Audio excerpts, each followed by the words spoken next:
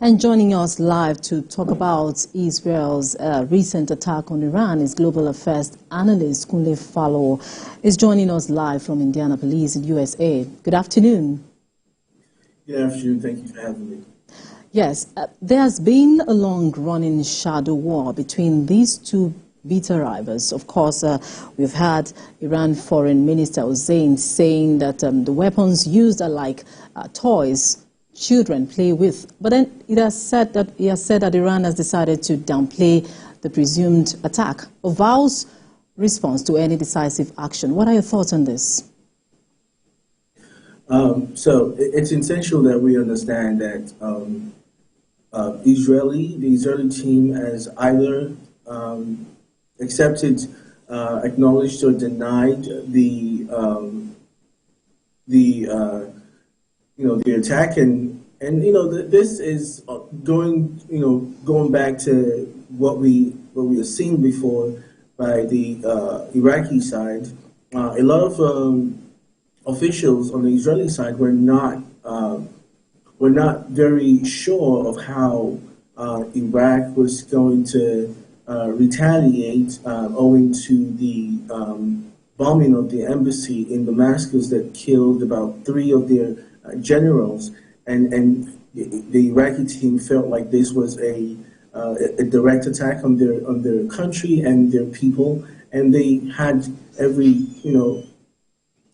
right to, in their mind, they had every right to protect themselves, and what they did, and it kind of caught a lot of people off guard because there were a lot of assumptions that the Iraqi side were going to go ahead and retaliate through their proxies, the Hezbollahs, and well, that wasn't the case. They came out strongly and retaliated, but they were smart enough to inform all the allies, and let them know that they were going to attack.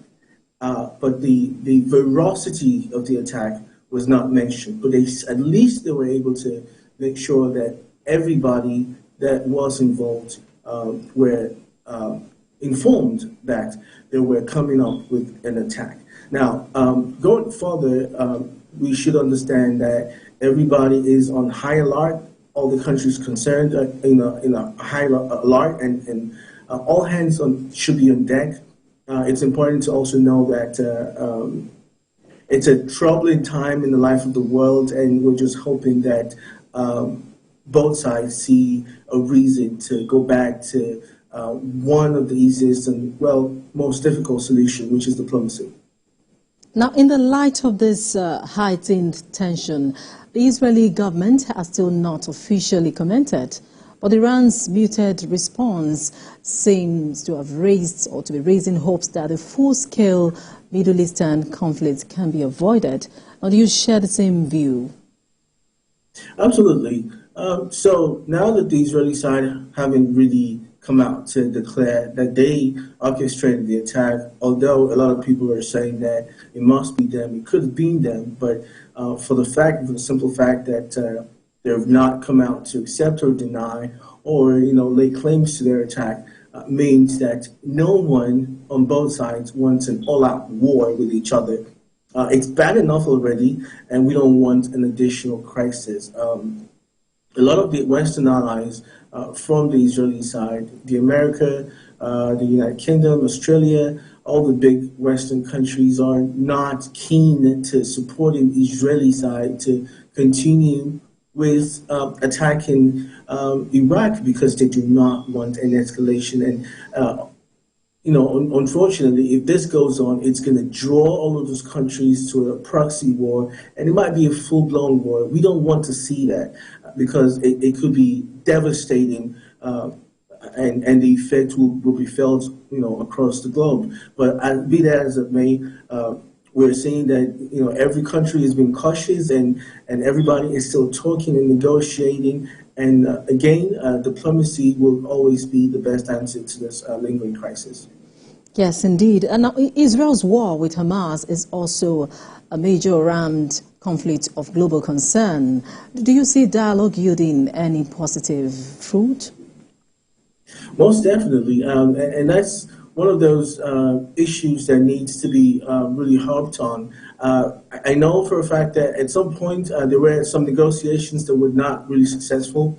Let's not forget that there has still been. I mean, there's still currently some Americans that are still currently trapped or detained by the Hezbollah side, and they do not know what their whereabouts is, and some Israeli prisoners are also being captured, and they're praying and seeking their return from captivity. And this is part of the issues that it's still lingering, and this is part of the reasons why the United States is still concerned and vested in this conflicts and dialogue also.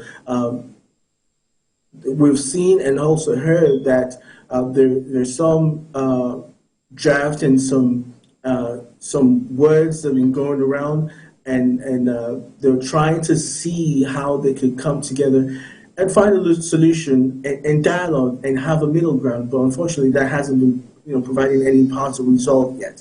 But we're urging all the parties involved to continue with dialogue and diplomacy to ensure that every country is willing to break apart and give something out and ensure that everybody returns to their home country, and we can finally have a lasting solution to the war going on. And part of these is to the acceptance of an independent Palestinian side and not having more land grabbing by the Israeli side.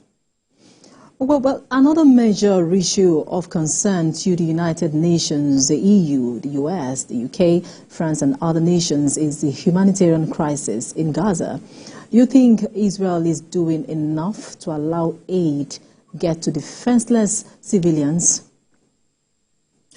Not a lot has been done, unfortunately, by the Israeli side to ensure that the Gazans and people in that area, in the Gaza Strip, get all the necessary necessities that they need and want at this present time, unfortunately. But world leaders and concerned citizens across the world are continuing to pressure them to make sure that they get those services. United Nations, the Red Cross, all of those people not only are putting their life on the line, they're also trying to make sure that they provide those services for those people. And also, it's important that the Israeli team reason and make sure that these people are also protected, because they're doing a magnificent, awesome job that a lot of other people would not dare to do, because it's a line of war and things are going to go bad. People have already died trying to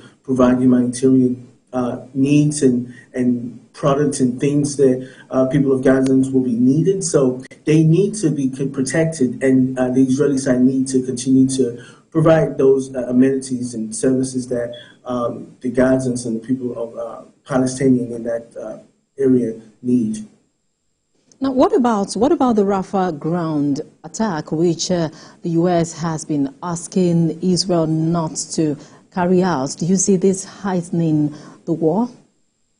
According to some security officials in the Israeli side, they're saying this is one of the strongholds of Hezbollah and they need to be defeated. But nonetheless, it's important that they realize that ordinary civilians need to be protected during any kind of offense.